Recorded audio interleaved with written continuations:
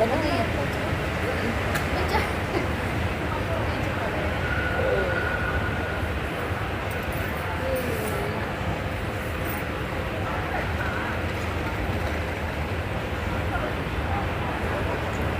Nakalimutan na. Ganun pa rin. Parang may miss.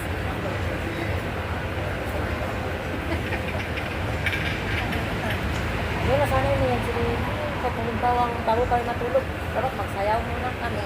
Magsayaw.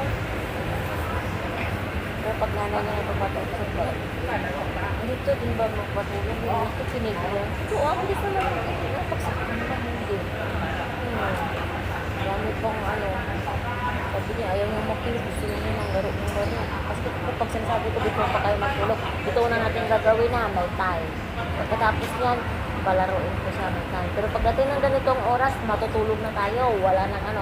Gusto mo magbasa ng libro, isa, dalawa lang. Sabi ko, kasi dapat ganitong oras, tulog ka na. Ganitong oras, gising ka na. Gusto mong balik, tapos titinginan ka ng mga bata. Sabi ko sa kanya, sabi niya, bakit kaya late si Rayleigh? Siguro, ano yan, bagal-bagal gumising, ginaganyan ko ba lang? Na ganyan ko.